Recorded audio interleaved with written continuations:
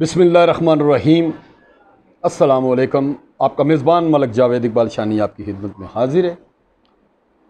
मलक जावेद शानी YouTube channel, जिसको subscribe, like करना या फिर शेयर करना आपका काम है। अगर बात कोई अच्छी हुई, आगे चली गई, तो आपका भी इसमें पूरा हिस्सा होगा। तो आज चूँकि हम मुख्तलिफ मौज़ूआत पे गुफ्तगू करते रहते हैं और आज का हमारा मौजू है जो कि बहुत ही संगीन सूरत हाल तक पहुँच चुका है और इसके लिए लोग फ़िक्रमंद भी हैं, चाहे वो मुल्क की आवाम हो और चाहे दुनिया में कहीं भी कोई बसने वाला पाकिस्तानी हो। परेशानी उसके लिए बन चुकी है। मौजू हमारा आज का है एजुकेशन। एजुकेशन के मुताल्लिक़ सिर्फ बात करना चाहूँगा और बात ये है कि कोरोना वायरस जो कि पूरी दुनिया को अपनी लपेट में उसने लेकर रखा और बेशुमार अमवात हुई, लोग हॉस्पिटल तक गए और मौत ज़िंदगी कशमकश में लोग रहे, फिर ठीक हुए, फिर आहिस्ता आहिस्ता खुदा की मेहरबानी हम पर हुई कि कोरोना वायरस का ख़ात्मा हुआ। इसी तरह पाकिस्तान में भी कोरोना वायरस ने अपना हमला किया, लेकिन खुदा का खुसूसी करम और सल्लल्लाहु अलैहि वसल्लम की खुसूसी निगाह थी कि पाकिस्तान उस तरह लपेट में ना आया जिस तरह के पूरी दुनिया में कोरोना ने अपनी तबाही मचाई। पाकिस्तान में कोरोना आया तो ज़रूर, लेकिन ना होने के बराबर आया। लेकिन पाकिस्तानी हुकूमत ने कोरोना चले जाने के बाद भी कोरोना को इस तरह मजबूती के साथ रखा कि लोग अब तक खौफ में हैं कि शायद पता नहीं किसी पटारी में कोरोना बंद है कि निकल के तो फिर एक बार सामने आ जाएगा।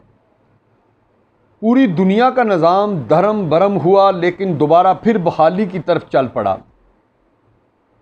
पूरी दुनिया के तालीमी इदारे बंद हुए, लेकिन एक हद तक हुए, लेकिन बाद में फिर चलना शुरू हुए। लोगों ने फिर दोबारा अपनी रूटीन की तरह ज़िंदगी गुजारनी शुरू कर दी। लेकिन पाकिस्तान वाहिद मुल्क है कि जिसमें कोरोना की आड़ में एजुकेशन के साथ वो दुश्मनी ली जा रही है कि जिसको नस्लें याद रखेंगी। इंतहाई मादरत के साथ आज का टॉपिक सियासत नहीं है, ना ही इस मौजू में सियासत बनती है। अब देखना यह है कि पाकिस्तान पहले एजुकेशनल लिहाज से, एजुकेशन के हवाले से कितनी तरक्की कर चुका है दुनिया में कि दोबारा इस तरह पिसता जा रहा है ये तबका। क्या ये जो साल ज़ाया हो रहे हैं बच्चों के, इनकी ज़िम्मेदारी लेने के लिए कोई तैयार होगा? कल को अगर बच्चों को हम सामने ला के कोई किताब सामने रखें, क्या वो पढ़ सकेंगे? आज मौजूदा हुकूमत के लिए कोरोना अब भी उसी तरह है जिस तरह पहले है। आपने इटली की मिसालें दी, जर्मनी की दी, फ्रांस की दी, जापान की दी, पूरी दुनिया की मिसालें दी, लेकिन पूरी दुनिया में तालीमी इदारे चल पड़े। उन्होंने इस काम को नहीं रोका। बाकायदा जिस तरह वो पहले चलते थे उसी तरह चले, कारोबारी निज़ाम चला। हमारे यहाँ कभी संभाल, कभी कुछ, कभी कुछ, कभी कुछ। ठीक है, हमारी पॉलिसियाँ ठीक रहीं, हमने कोरोना पे कंट्रोल कर लिया, सब कुछ ठीक है।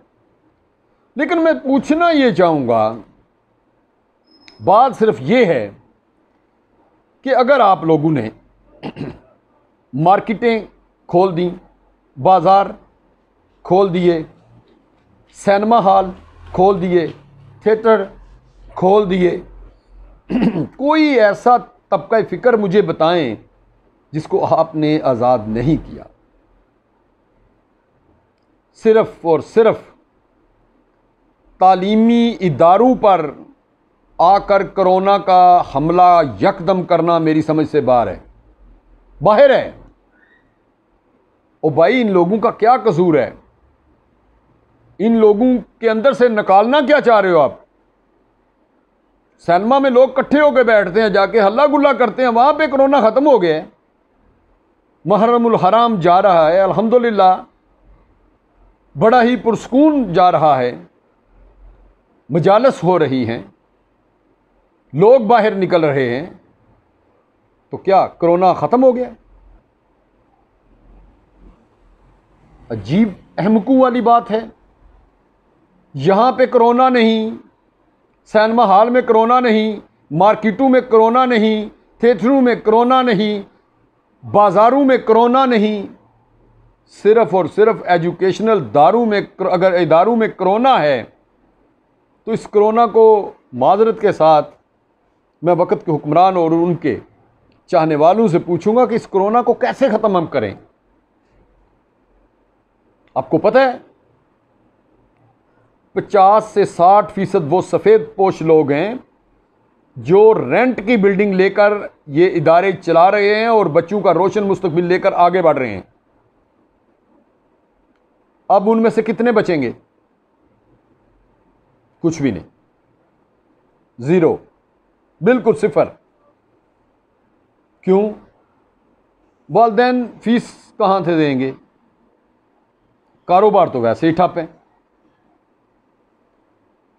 मजदूर तबका स्कूल की फीसें किस तरह अदा करेगा?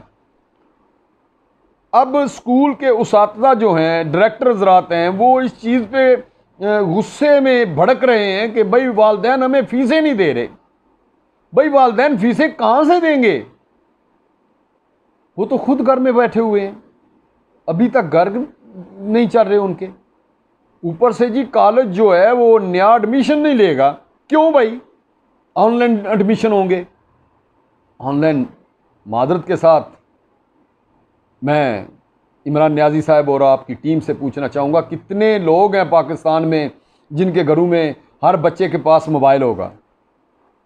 आप सोचते हैं अपने तबका के लोगों के बारे में, अपनी तनख्वाह के बारे में कि मेरा जी इतने लाख में गुजारा नहीं होता, हमारी इतनी तनख्वाह कर दें। जो असम्बली मेंबर हैं उनकी इतनी तनख्वाह कर दें, इतने लाख कर दें। और भाई जो 400-500 हज़ार रुपये 800 रुपये का मजदूर आदमी है, ऊपर से उसने 10,000 8,000 बिल महीने का देना है, गैस का बिल देना है, घर के खर्चात पूरे करने हैं, और उस महंगाई को जाके पकड़ना है जिसको आपने आसमानों तक लेकर चले गए हैं। तो वो आपके स्कूलों की फीसें कैसे देगा? स्कूल तबका जो होगा वो पेरेंट्स पे करेगा, वालिदैन पे गुस्सा करेगा। वालिदैन किस पे करें? उनका क्या कसूर है? और क्या आपकी समझ में ये है कि ये जो पढ़ा लिखा तबका है, ये जो टीचर हज़रात हैं, उसातिज़ा हैं, ये जाहिल हैं? इनको कुछ पता नहीं है कि SOPs क्या होता है, हमने बच्चे कैसे बिठाने हैं, हमने इसको कंट्रोल कैसे करना है? नहीं पता। ये सिर्फ आपको बन्नी गाला में बैठकर या फिर असेंबलियों में बैठ के पता है कि हमने ऐसे कंट्रोल कराना है। खुदा का खौफ खाएं यार, क्यों बंदूक को मरने पे मजबूर कर रहे हैं? इसके पीछे आपके मकसद क्या है वो खुल के बताएं। आप क्या आप करना क्या चाहते हैं? किसकी पॉलिसी के तहत ये कर रहे हैं? आप कौन सा मुल्क आपको ये करने पे मजबूर कर रहा है? अपने मुल्क की अवाम को भूखा तो आप मार सकते हो, लेकिन खुदारा एजुकेशन उनसे मत छीनो। आपने कोरोना का बहाना रखकर अवाम से उनके बच्चों का रोशन मुस्तकबिल छीनना शुरू कर लिया है। सैनिटाइज़र हर जगह मौजूद हैं, ग्लव्स हर जगह मौजूद हैं, मास्क हर जगह मौजूद हैं। अगर आप स्कूल वालों को कहोगे ना यार ये कर लें आप, तो वो भी कर लेंगे। कॉलेज वालों को कहोगे वो भी कर लेंगे।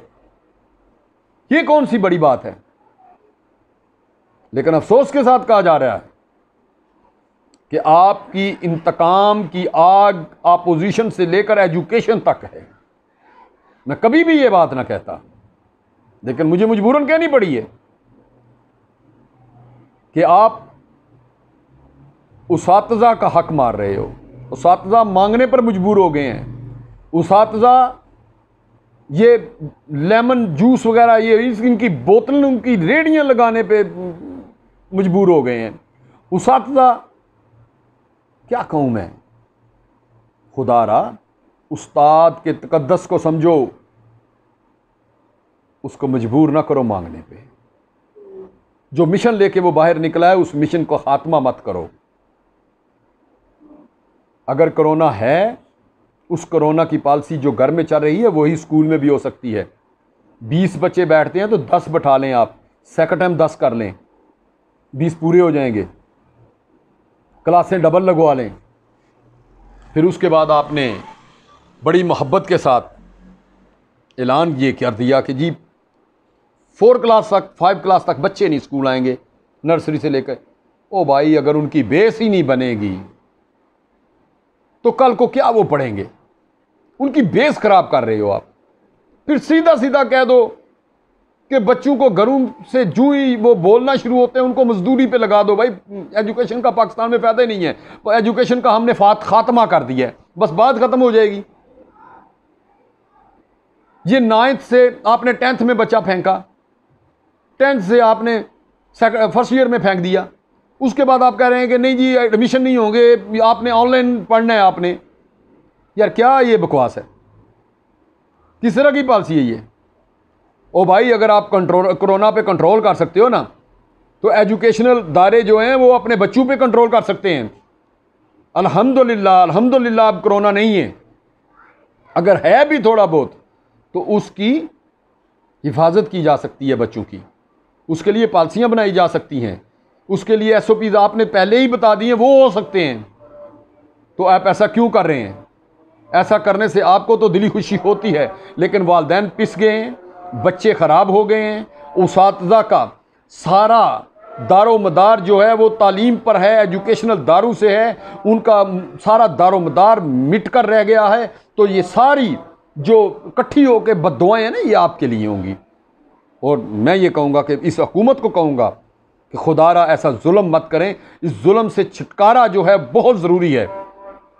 अगर आप ऐसा कर सकते हो तो ठीक, जे नहीं तो फिर अवाम कल को एहतजाज को निकल जाएगी। देखना यह है कि कल क्या होता है। कल की नशीस में फिर एक बार फिर बात करेंगे, लेकिन आप समझ जाएं तो बेहतर होगा। अल्लाह आपका और मेरा हामी नासिर हो। अस्सलामु अलैकुम।